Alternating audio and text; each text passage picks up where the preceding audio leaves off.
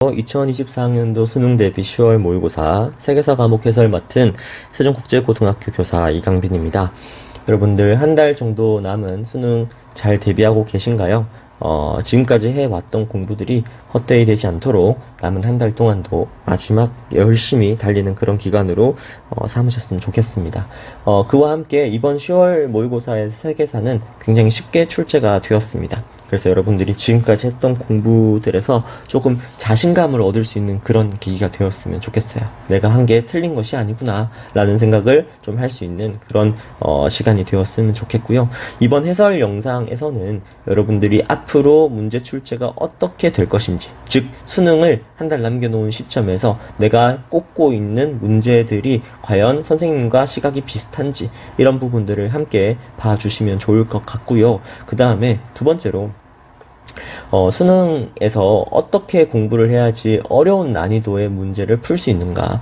이번에도 어려운 난이도라고 할 만한 것까지는 아니었지만 그래도 조금 난이도가 있는 문제가 오답률 1등 문제가 하나 있거든요. 그래서 그 문제들을 어떻게 대비했으면 좋았는가, 이런 부분들을 함께 좀 잘 살펴가시면 좋겠습니다. 그러면 한번 진행해 보도록 하겠습니다. 먼저 총평부터 할게요. 난이도는 하락했습니다. 어디에 비해서? 9월 모의고사에 비해서. 근데 여러분들 9월 모의고사가 6월 모의고사보다도 어려웠고요. 지금 올해 쳤던 모든 모의고사들 중에서 9월 모의고사가 난이도가 제일 높았어요. 그럼에도 불구하고 9월 모의고사 성적표를 받아보셨으면 알겠지만 1등급 컷이 거의 만점이었습니다. 그만큼 세계사에서는 실수를 용납하지 않는다라는 뜻인데요. 여러분들이 어려운 문제를 풀고도 쉬운 문제를 그냥 쉽게 그냥 넘기는 과정 속에서 틀려버린다면 결국에는 등급이 떨어질 수 있다, 이렇게 볼 수가 있는 것이죠. 그래서 여러분들 반드시 수능을 대비할 때는 실수를 줄이고, 그리고 어려워질 것을 대비해 놓고 여러분들을 조금 이제 담력을 가지고 공부를 하실 필요가 있습니다.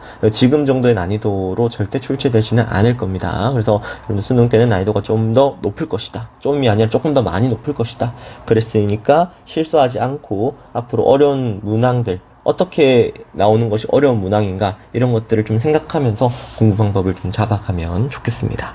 자, 제가 6월 모의고사에서 해설을 맡았었는데요. 제가 6월 모의고사에서 거의 입이 마르고 닳도록 계속 얘기했던 부분이 바로 이 부분입니다. 동양사에서 최고 난이도 문제가 나올 수 있다라는 거죠. 수능에서도 마찬가지입니다. 10월 모의고사에서 지금 현재 오답률이 가장 높은 그 문항이 3번 문항인데요. 3번 문항은 이 동양사에서 나온 문항입니다.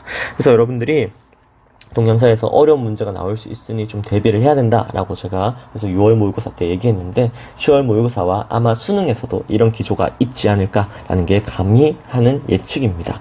그와 함께 제가 6월 모의고사에서도 제가 동양사에서 어떻게 하면 어려운 문제가 나오는가라고 했었을 때 가장 쉽게 출제될 수 있는 것이 바로 이 수도이다라고 얘기를 했거든요. 그 수도를 가지고 여러분들을 어렵게 하는 부분이 분명히 나올 거예요. 그래서 지문이 되었던 선지가 되었던 여러분들을 곤혹스럽게 하는 부분이 바로 이 수도가 될 것이다. 그래서 동양사 수도라고 하면은 기본적으로 중국의 국가들마다의 수도겠죠. 그 부분은 여러분들이 수능 전이라도 반드시 한번 꼭 읽어보고 체크를 하고 수능장에 가셨으면 좋겠습니다. 자, 그 다음에 지문과 선지에서 변별력을 올리는 방법은? 이라고 제가 이렇게 질문을 했죠. 여러분들 혹시 여기에서 대답을 할 수가 있을까요? 어떻게 하면 세계사의 문제의 난이도가 높아질까요?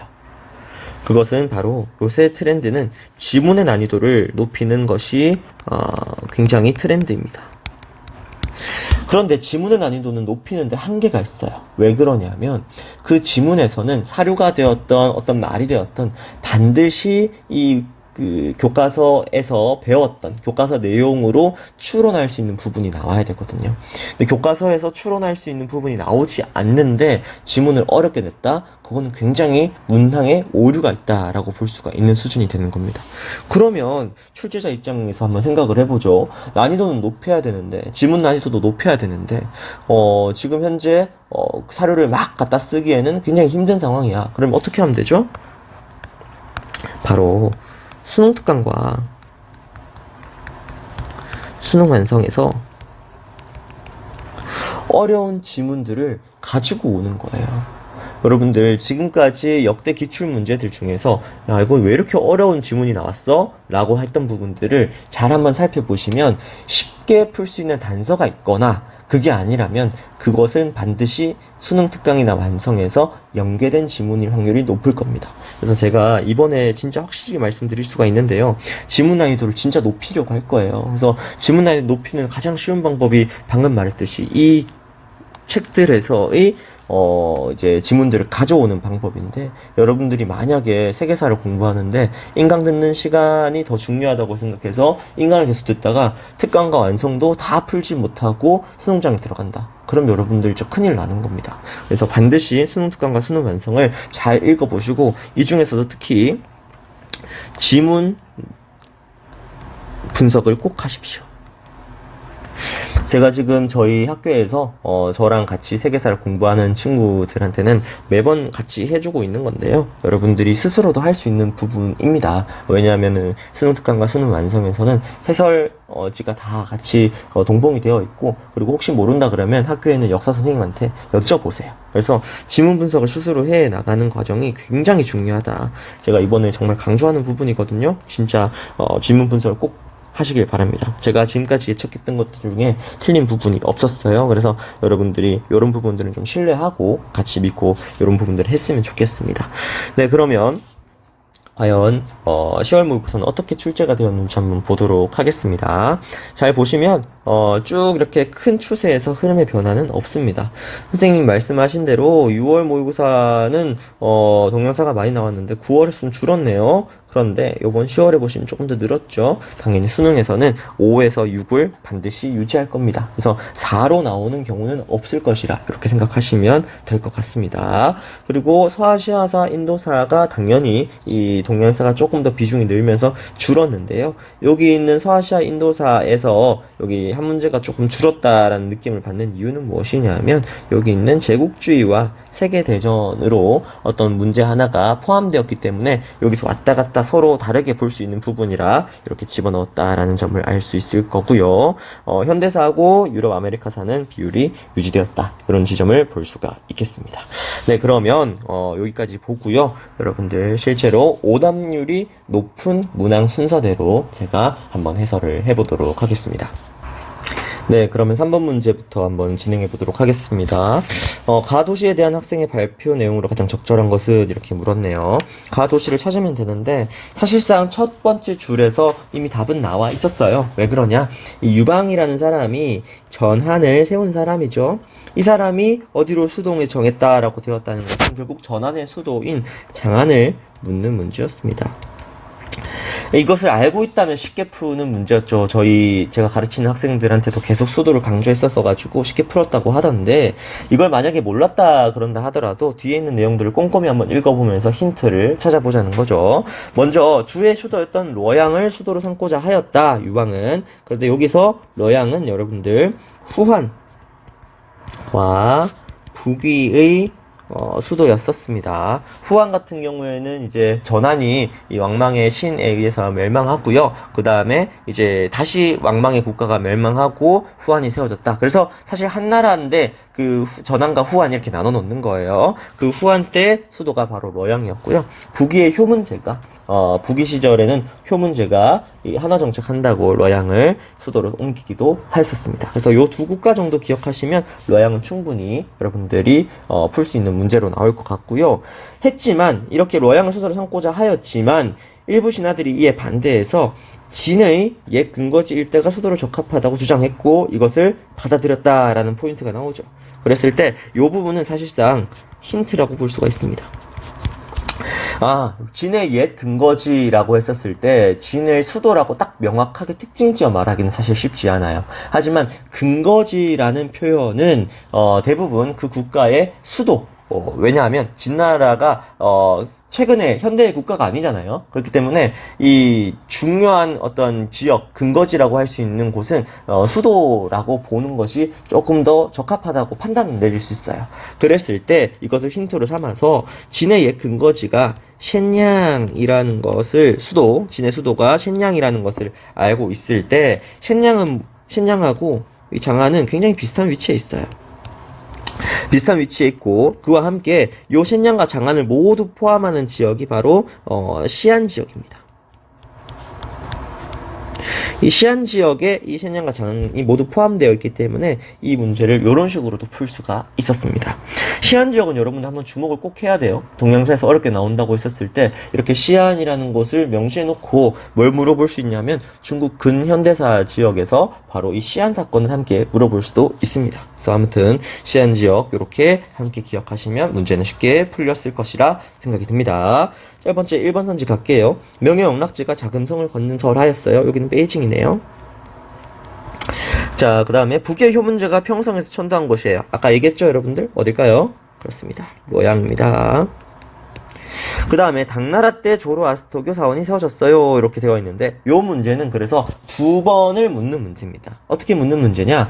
전한의 수도가 이 장안인 것을 아니, 그리고 장안은 수도가 여러 국가들이 수도였기도 했는데 수나라도 이때 당시에 그 장안을 수도로 삼았고요. 당나라도 마찬가지고요. 등등의 많은 국가들이 수도로 삼았는데 당나라 때는 이 수도에 굉장히 많은 종교들이 들어와 있었어요. 뭐 조로아스터교, 마니교와 같은 이 서아시아 지역의 대표적인 그런 종교들도 들어왔었고요. 뭐 이슬람교도 마찬가지로 들어왔었습니다. 그래서 그런 사원들이 많이 세워졌었다는 사실을 너 알고 있냐? 즉 당나라가 굉장히 국제적인 국가였고 그 도시 자체도 국제적인 도시였다라는 것을 알고 있냐라는 것을 물어보는 것이었어요. 그래서 여기는 장안성이 맞습니다.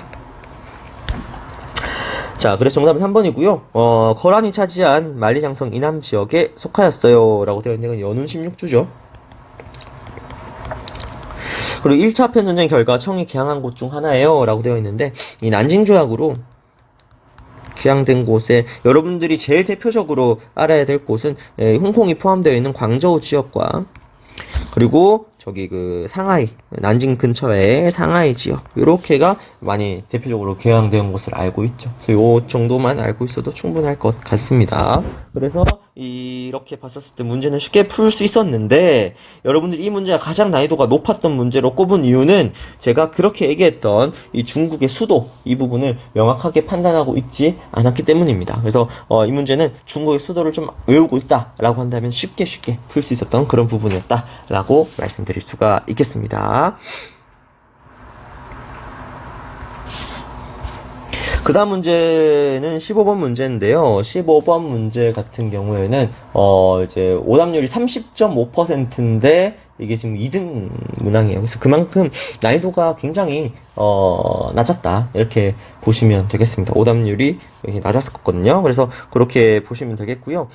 가 지역에서 전개된 민족운동에, 민족운동으로 오른 것은 이렇게 물었습니다. 지중해와 홍해를 연결하는 운하가 개통되다라고 되어 있네요. 1869년 11월 17일 이곳의 포트 사이드에서 수에즈 운하의 개통식이 열렸다라고 되어 있는데 사실 수에즈 운하의 개통식이 열린 곳 이것만 딱 봐도 여러분들 이게 이집트란 사실은 쉽게 알 수 있지 않나요? 이집트라는 국가에서 그 수에즈 운하의 개통식이 열려서 그 개통식에서는 굉장히 많은 사람들이 참여했고 유럽에 높은 관심을 보여줬어요.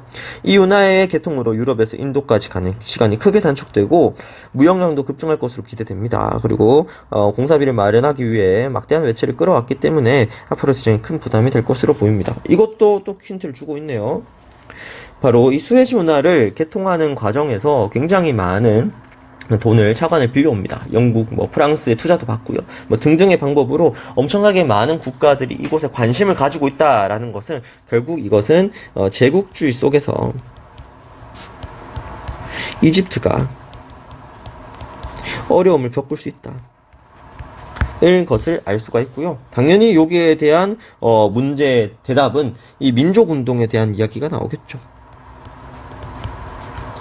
그랬을 때 이집트의 민족운동의 제일 대표적인 인물이 여기 나오는 아라비 파샤잖아요. 반영운동을 이끌었던 아라비 파샤 이렇게 고르면 문제가 쉽게 풀리는 문제였죠. 어려운 문제는 전혀 아닙니다.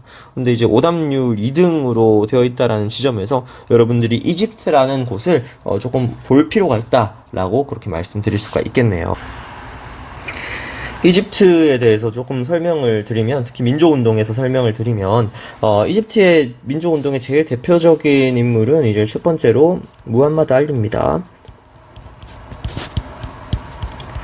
당시 오스만 제국으로부터 거의 자치권을 획득하다시피 해서 자기 나름대로의 근대화 정책들을 굉장히 많이 펼쳤어요. 그래서 그냥 근대화 정책을 펼쳤다 정도로 기억해 주시면 되고요. 오스만 제국으로부터 굉장히 좀 자유로웠다 이런 지점들을 기억해 주시면 되겠습니다. 그와 함께 이때 근대화 정책을 하면서 주변 국가들에게 조금 차관도 빌려오고 뭐 이런 여러 가지 이제 상황들을 만들었는데 그 과정 속에서 영국이 굉장히 간섭을 많이 합니다. 그래서 영국하고 프랑스가 이때쯤 수에즈 운하에 주목하기 시작해서 이때가 19세기 이제 중반이 되어가는 시기예요. 집중해서 이때 19세기 후반이 되면서 이 수에즈 운하가 개통이 되는 겁니다. 이때 이제 무함마드 얼리는 이제 이미 죽어버렸고요. 그 다음에 나온 여기는 아라비 파샤가 이 민족운동으로 갔을 때, 아라비 파샤가, 이제 어떻게 생각했냐면, 이 이집트인을 위한 이집트를 건설해야 된다.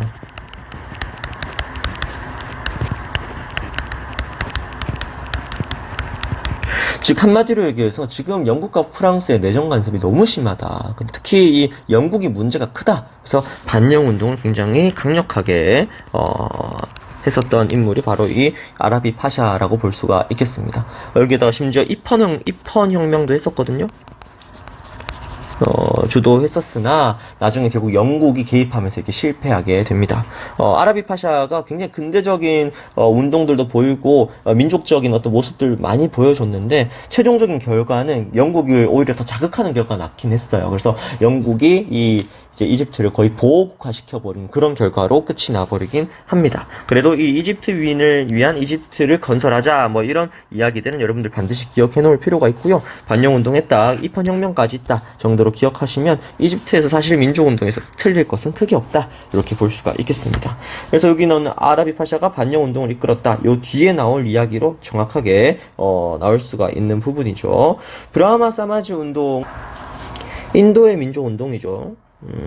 인도에서 브라흐마 사마지 운동을 하면서 이제 초기 힌두교 교리로 이제 돌아가서 좀 평등하게 좀 근대적으로 이렇게 하자라는 그런 지식인들의 모임이었다 이렇게 생각하시면 될 것 같고요.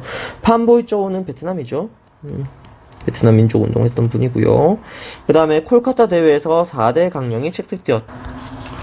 마찬가지로 이제 이 인도 국민회의가 이제 이 벵골 분할령에 대해서 굉장히 반대했었던 그런 이제 상황 속에서 콜카타 대회의 4대 강령, 뭐 스와라지, 스와데시, 뭐 보이콧, 뭐 이런 등등의 이제 운동들을 했었던 것을 얘기하면서 여기는 인도가 되겠네요. 그 다음에 호세 리살이 에스파냐인과 동등한 대우를 요구하였다. 여기는 이제 필리핀이 되겠습니다. 여기 잘 안 나오네요. 여기가 필리핀이 되겠습니다. 뭐 여기까지 보시면 그렇게 어려운 부분은 없었다. 이 문제도 사실상 이 이집트라는 곳이 간만에 민족운동으로 출제되어서 여러분들 조금 헷갈리게 할 수는 있었으나 그렇게 어려운 부분은 아니었다. 이렇게 볼 수가 있겠습니다. 네, 그러면 11번 문제 한번 풀어보도록 하겠습니다. 11번 문제에서 가국가의 대외 관계에 대한 설명으로 옳은 것은? 이라고 물었는데요. 가국가의 국왕 주왕 2세에게 콜럼버스가 찾아와서 아시아 항해 사업을 제안했다고 합니다. 콜럼버스가 아시아 항해 사업을 제안했으니까 여기는 에스파냐인가? 이렇게 생각하고 풀면 틀리는 거예요. 왜 그러냐?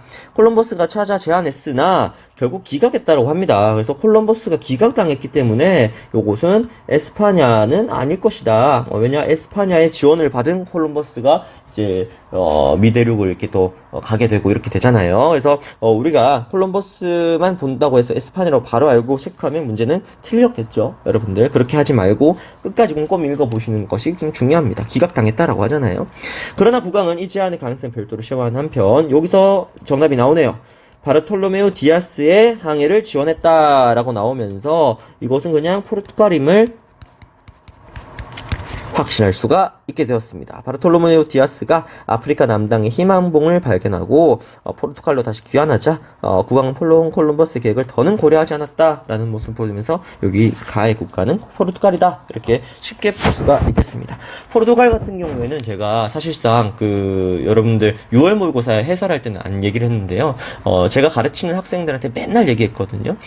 포르투갈이 앞으로 9월 모의고사든 수능에서는 무조건 나올 것이다 라고 계속 노래를 불렀는데 9월 모의고사에 나와버렸어요. 그래서 이게 수능으로 직결되지는 않을 것이다 라는 생각이 조금 들긴 하거든요. 그래서 여러분들이 포르투갈이 어떤 곳인지를 조금 알고 있으면 문제를 조금 더 쉽게 풀 수 있었다, 이런 느낌을 좀 보시면 되겠습니다. 제국주의 국가 상황에서는 이 포르투갈이 뭐 이제 모잠비크 뭐 이 정도 지역들을 막 이렇게 차지했었던 그런 부분들을 알 수가 있잖아요. 그래서 그런 것들 가지고 문제를 풀 수 있도록 나왔었습니다. 네, 그래서 선지를 한번 보면 크림 전쟁을 일으켰다라고 되어 있는 곳은 뭐 러시아겠네요. 빈 체제를 주도하였다, 아니면 오스트리아가 될 거고요. 그리고 대륙 봉쇄령을 발표했다, 프랑스인데 나폴레옹의 이야기가 되겠네요. 아스테카 제국을 점령하였다, 여기가 이제 에스파냐가 되겠네요. 그러니까 만약에 여러분들이 저걸 에스파냐라 생각하고 풀었으면 4번 체크하고 틀렸을 것이다, 이렇게 볼 수가 있겠는데, 지금 현재 제가 선택지별 비율도 잠깐 보고 있거든요. 선택지별 비율 보면 역시나 가장 높은 오답을 자랑하는 곳은 4번이었다, 이렇게 볼 수가 있겠네요. 5번은 마카오를 무역의 거점으로 삼았다, 여기가 포르투갈이니까 여러분들이 쉽게 풀었을 수 있을 것이라 생각이 됩니다. 포르투갈의 이제 대표적인 아프리카 식민지가 아까 잠깐 얘기했던 모잠비크라든지 앙골라라든지 뭐 이런 지역들이 있고요. 그리고 이제 원래는 저기 인도네시아 지역도 사실상 그 이제 포르투갈이 먼저 선 점령을 했었어요. 그 나중에 네덜란드와의 이제 다툼을 통해서 뺏기게 된 거죠. 그리고 이제 거기 이제 인도네시아 지역을 조금 기점을 잡고 있다가 중국 지역으로 올라가서 마카오 지역까지 이렇게 올라간 거예요. 그래서 포르투갈 같은 경우에 어떤 이제 식민지를 어디로 삼았는지, 어떻게 교역을 했는지 정도는 알고 있으면 굉장히 도움이 많이 될 것이다. 그래서 여기서 땡땡땡 제가 예측하는 문항은 사실상 제국주의 문항이 또 안 나올 순 없어요. 그리고 국가를 또 안 물어볼 순 없거든요. 그래서 여러분들 포르투갈도 구모에 나왔고요. 그리고 제가 꼽고 있었던 이탈리아도 육모에 나왔어요. 근데 이 두 국가 중에 또 등장할 가능성이 분명히 존재합니다. 그래서 이 두 국가를 한번 잘 보시고 각각 어떤 국가들을 식민지 삼았는지 정도를 조금 기억해 놓으세요. 얘는 6모 때, 얘는 9모 때 나왔으니까 한번 잘 봐두시면 좋겠습니다. 네, 18번 문제 보도록 하겠습니다. 밑줄 친 그의 집권 시기에 있었던 사실로 옳은 것만을 보기에서 고른 것은, 이렇게 되어 있는데 그가 누군지가 중요하겠네요. 그 같은 경우에는 베르사유 조약을 무시하고 전쟁 배상금도 이제 지급 중단하고, 그리고 이 사람이 이끄는 나치당이 있고요. 그 나치당은 유대인들을 몰아내려 한다 라는 표현을 보면서 이 사람은 누구다? 히틀러다. 어렵지 않게 찾아낼 수 있을 겁니다. 근데 히틀러의 나치당이 얼마부터 언제까지 집권하고 있는가라는 것을 작년도에 구모 때인가 한번 이렇게 물어봤었어요. 그래서 여러분들이 그 부분을 잘 공부했다라면 쉽게 풀 수 있는 문제긴 한데요. 사실상 여기 기역, 니은, 디귿, 리을도 굉장히 선지가 쉽게 되어 있습니다. 나치당이라고 한다면 1933년부터 1945년 이제 패망할 때까지 이제 독일에서 집권했던 그런 당을 얘기하는데요. 이 히틀러가 요 집권 시기에 어떤 나쁜 짓들을 많이 했는지들을 알고 있다면 문제는 쉽게 풀 수 있는 문제였습니다. 자, 그러면 보도록 하겠습니다. 트루먼 독트린이 발표되었다. 트루먼 독트린은 2차 세계대전 직후죠. 그러니까 1947년인데 이 연도를 모르더라도 2차 세계대전 이후에요. 이후 냉전을 공식 선언한 그런 독트린이다, 이렇게 많이 표현되죠. 그렇게 보시면 되겠고요. 독소 불가침 조약이 체결된 것이 이게 1939년인데요. 혹은 연도로 알지 않아도 독소 불가침 조약 자체가 여러분들 히틀러, 스탈린이 이 비밀리에 체결했던 그런 조약임을 알 수가 있잖아요.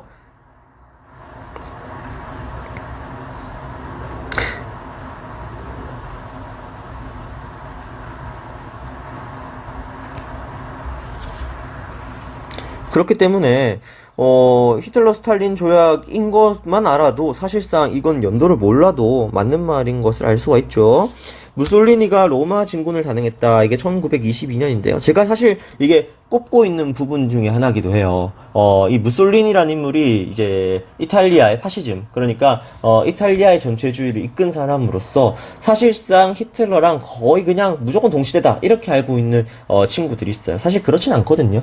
이 무솔리니가 이 사실 전체주의의 약간 파시즘의 이제 아버지격 같은 사람이에요. 좋은 거의 아버지가 아니기 때문에 뭐 좋다라고 이렇게 표현할 수는 없지만 이 인물이 거의 1차 세계대전이 끝나고 난 거의 직후부터 활동을 굉장히 본격화합니다. 그래서 1922년이라고 하면 1차 세계대전이 끝난 지 얼마 되지도 않았을 시기예요. 이때 이미 이탈리아는 전체주의의 모습을 갖추고 이 무솔리니를 중심으로 하는 국가 전체가 어떤 하나의 목표만을 바라보고 개인의 희생은 당연히 여기는 그런 시기로 넘어가게 되는 겁니다. 그래서 무솔리니가 로마 진군을 단행해서 파시즘을 제대로 이제 퍼뜨리고 있다라는 지점은 1922년이었다. 요게 포인트입니다, 여러분들. 요거 갈라낼 수 있는지 없는지 굉장히 중요하거든요. 잘 집중해서 봐놓으세요.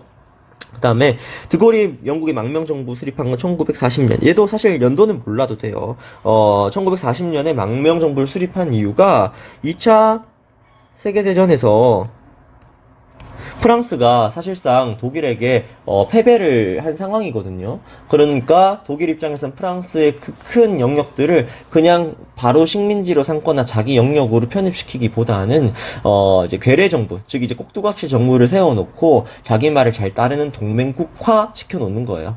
거기에 이제 동의할 수 없었던 이 프랑스의 어떤 이제 민족주의자들, 그리고 이제 독립운동을 하겠다라고 하는 입장의 사람들이 드골을 대표로 해가지고 영국으로 가서 망명정부, 즉 자유 프랑스를 세우게 되는 겁니다. 그래서 2차 세계대전 중에 있었다라는 사실을 알고 있다면 여러분들 사실상 문제는 쉽게 풀 수 있는 부분이었어요. 그래서 니은과 리을이 정답이 되니까 정답은 4번 이렇게 되겠네요. 여기서 제가 조금 꼽고 있는 부분은 요 부분입니다, 여러분들. 이탈리아가 생각보다 파시즘을 좀 일찍 시작했다. 그래서 무솔리니가 활약했던 시기, 이게 이제 수능에 등장할 수도 있다. 꼭 기억을 해 놓으시면 좋겠습니다.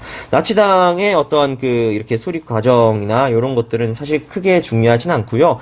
나치당이 얼마만큼 활약을 했는가, 즉 이제 몇 년 정도 활약을 했는가 정도는 알고 있으면 좋겠고, 그와 함께 그때 당시에 나왔던 기출 문제에서는 뭐도 많이 물어봤냐면 카이로, 얄타, 포츠담 회담을 물어봤었어요. 그래서 여러분들 카이로, 얄타, 포츠담 회담이 과연 각각 언제쯤 있었는가 정도도 함께 꼭 기억해 놓으면 여러분들 요런 포인트들이 제가 수능으로 꼽고 있는 포인트 중에 하나들입니다. 그래서 함께 알아놓으시면 좋을 것 같습니다. 네, 20번 문제 그럼 보도록 하겠습니다. 기억의 배경에 대한 탐구활동으로 가장 적절한 것은? 이라고 물었는데요. 기억이 뭔지 보니까 동유럽의 민주화 바람이 분다라고 되어 있어요. 사실 이거는, 이 기억만 보고 나머지 지문들을 안 보아도 사실 쉽게 풀 수 있는 문제긴 한데, 잠깐 보면 여기 폴란드의 민주화 운동 얘기 나오면서 바렌사의 자유노조가 승리했다라는 이야기가 1989년에 나오네요. 요 1989년 참 대단한 해죠. 이 동유럽에서 어떤 자유의 바람이 불어오던 시기라고 볼 수가 있겠습니다. 제일 대표적인 게 이제 체코의 뭐 벨벳 혁명이라든지, 그리고 방금 봤던 이 폴란드의 자유노조의 승리라든지, 뿐만 아니라 이제 뭐 헝가리 같은 경우에는 공화국이 이때쯤 수립되고요. 헝가리 공화국도 나오고요. 그리고 요 시기 즈음일 거예요. 요 시기 즈음에서 이 루마니아에서는 이제 차우셰스크라고 하는 이 사람이 독재자였는데, 이 사람도 이제 몰락합니다. 몰락하고 이제 루마니아 새로운 자유 정부가 세워지는 그 시기들이 전부 다 1989년에 있었던 시기들이에요. 그래서 이만큼 1989년에는 굉장히 동유럽에서 자유의 바람이 많이 불고 시위도 많이 일어나고 독재 정권도 타도되었는데, 그 이유가 무엇인지를 잘 생각해봐 라고 하는 거죠. 그래서 이 이유는 뭐냐, 원인은 무엇이었냐, 바로 제일 대표적인 게 이 사회주의 공산주의를 이끌고 있었던 이 소련에서 바로 이렇게 자유의 바람을 이제 불게 해 주었던 겁니다. 그게 바로 고르바초프라는 인물인데요. 고르바초프가 바로 페레스트로이카 그리고 글라스노스트라고 하면서 개혁과 개방 정책을 굉장히 크게 펼칩니다. 그 결과 이 동유럽에서도 이런 이제 일들이 일어날 수 있게 된 거예요. 그래서 고르바초프가 그래서 노벨 평화상도 받았어요. 그래서 굉장히 뛰어난 어떤 이제 개혁 개방 정책을 펼쳤다고 볼 수가 있는데, 물론 소련의 입장에서는 고르바초프가 개혁 개방을 하는 순간 이 소련의 당시의 약점들이 다 드러나게 되었고 최종적으로 체제가 붕괴되는 가장 대표적인 어떤 원인이었다라고 뭐 꼽는 사람도 있긴 한데, 이제 이런 동유럽에서 이런 독재 정권들이 사라지고 이렇게 자유적인 어떤 분위기가 불었다는 것 자체가 굉장히 큰 의미가 있다라고 볼 수가 있겠죠. 조 고르바초프가 1985년에 이제 개혁 개방 정책을 했기 때문에 가능했다라고 이렇게 보는 경우가 많습니다. 탐구 활동으로 가장 적절한 것은 이라고 굵었을 때 바로 정답은 4번 이렇게 바로 체크할 수가 있겠네요. 그 내용이 그대로 나오니까요. 고르바초프의 개혁 개방 정책은 여러분들 안 나온 지 좀 됐어요. 좀 됐으니까 이 부분이 만약에 등장한다 그랬을 때 저는 제일 좋게 보는 문제가 이 고르바초프와 덩샤오핑을 함께 엮어서 개혁 개방에 대한 이야기를 나누는 그런 이제 상황을 굉장히 조금 이제 제일 중요한 부분이라고 생각하거든요. 그래서 만약에 고르바초프가 나온다라고 한다면 덩샤오피온도 같이 나오지 않을까 이런 생각을 함께 하게 됩니다. 그래서 여러분들 이 부분은 어렵지 않으니까요. 쉽게 풀었을 것이라 예상을 하고요. 나머지 선지들을 좀 보면 마셜 계획 같은 경우에는 여러분들 2차 세계대전 끝나고 난 뒤에 아까 말했던 트루먼 독트린 이제 딱 발표되고 나서 이 유럽 전체에다가 경제적 지원을 아낌없이 해서 이 체제의 어떤 이제 승리를 가져오겠다라는 입장이 바로 이 마셜 플랜이 되겠네요. 뭐 어려운 내용은 아니었던 것 같고요. 그 다음에 이제 쿠바 미사일 위기의 원인을 분석한다라고 되어 있는데, 쿠바 미사일 위기 같은 경우에는 1960년대에 굉장히 이제 소련하고 미국과 냉전이 제일 격화되었던 제일 대표적인 사건이 바로 쿠바 미사일 위기죠. 그래서 여러분들 여기서 이제 실제로 전쟁이 일어날 뻔했다라는 사실은 잘 알고 있을 겁니다. 여기서 절정을 찍고 그 다음에 이제 닉슨 독트린으로 이제 완화되기 시작했던 그런 분위기들을 함께 기억하시면 쉽게 이해가 될 것 같고, 그 다음에 3번 베를린 봉쇄 당시에 국제 정세를 조사한다. 당연히 베를린 봉쇄도 이 소련과 미국의 냉전이 이 격화되고 있는 중에 발생했던 그런 사건이라고 볼 수가 있겠습니다. 그 다음에 5번 세계무역기구 WTO의 출범에 따른 변화를 찾아본다 라고 되어 있는데, WTO는 1995년에 이제 출범했고요. 요 출범 이후에 이제 자유무역 체제, 자유경제 체제가 굉장히 중요하다라는 사실을 전 세계가 알게 되었고요. 그래서 이 무역의 활성화와 이 WTO에 가입한 국가들 간에는 상호 신뢰를 가지고 무역할 수 있다라는 것 때문에 굉장히 많은 국가들이 가입했고, 현재도 가장 대규모 큰 어떤 이제 조직이라고 하면 안 되고 이 가입국이 많은 그런 이제 단체 중에 하나다라고 볼 수가 있겠습니다. 그래서 출범에 따른 변화는 사실상 그거죠. 무역이 활성화되었다. 뭐 그런 내용들 보시면 되겠습니다. 네, 17번 문제 보도록 하겠습니다. 다음 법령이 발표된 시기를 연표해서 옳게 고른 것은 이렇게 물었습니다. 이제 문제를 보시면 지문이 굉장히 쉬워요. 영구히 군대 징집 대상이다, 공화국이다 이런 표현에서 봤었을 때 징병제 여기 나올 거고요. 그리고 공안위원회 이야기 나왔으니까 이거 그냥 얘하고 얘 합치기만 해도 이 국민공예 시기임을 쉽게 알 수가 있잖아요. 그래서 국민공예 시기를 찾아야 되는데, 심지어 선지에서도 국민공예 구성 이후와 통영정부, 즉 나폴레옹 사이의 시기를 너무나 쉽게 얘기를 해주고 있어요. 심지어 이 범위를 좁혀서 이제 5인의 총재가 있었던 테르미도르 반동을 이제 꼽은 것도 아니고 통영 정부 자체를 줘버렸기 때문에 나의 범위가 굉장히 넓어요. 그래서 그 넓은 범위를 체크해주면 정답이었습니다. 그러니까 이 정도의 수준의 프랑스 혁명 문제가 나온다 그러면 너무나 모두가 맞출 수 있는 그런 문제가 되겠죠.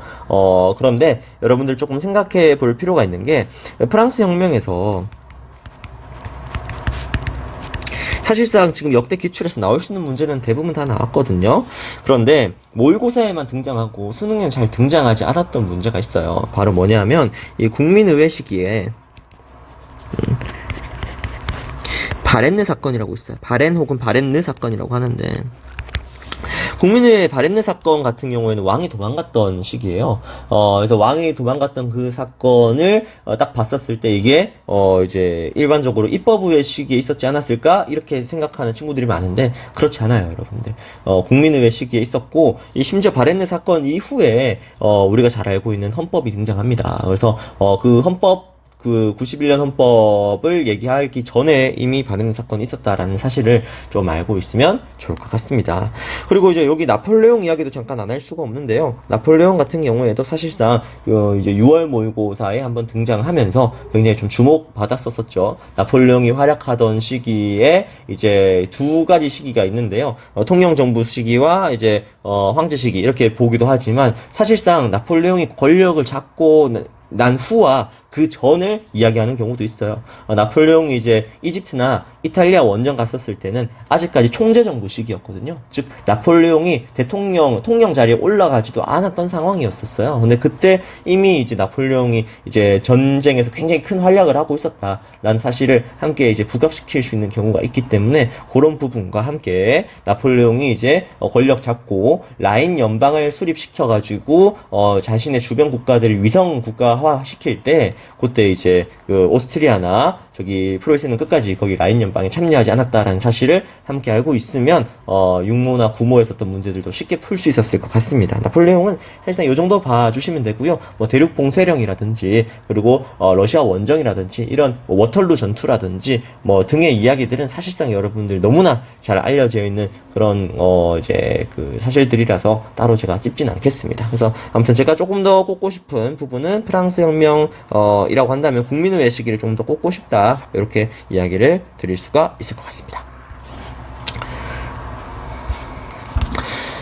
자, 그래서 오늘 이제 문제는 6개 다 풀어봤고요. 굉장히 쉬웠죠? 쉬워서 여러분들 사실 이 해설 강의를 들을 필요도 없을 것 같다라고 하는 친구들이 있을 텐데, 그리고 제가 제 해설 강의 들으면서 어떤 부분이 조금 예측된다 이런 것들을 많이 말씀드렸던 것 같아요. 여전히 육모와 구모에서 이야기했던 것처럼 이 동양사 지역에서 굉장히 고난이도 문제가 출제될 것인 것은 계속 제가 주장하고 있는 바이고요. 수도 마찬가지로 열심히 공부해 놓으셔가지고 틀릴 일 없도록 그렇게 맞춰 놓으시면 좋겠습니다. 그리고 아까 제가 총평에서도 얘기했듯이 바로 수능 특강과 수능 완성이 어려운 난이도 지문을 반드시 분석해라. 여러분 다시 읽어보면 신기하게도 그전에는 쉽게 문제 풀리던 것이 지문만 골똘히 다시 읽어보면 아 이게 이 힌트 말고는 굉장히 어려운 지문이구나 라는 느낌들을 받는 지문들이 수능 특강과 완성, 특히 수능 완성이 많이 있거든요. 그래서 만약에 시간이 많이 부족하다 그러면 수능 완성을 한 번 더 지문을 분석해보는 시간을 가졌으면 좋겠습니다.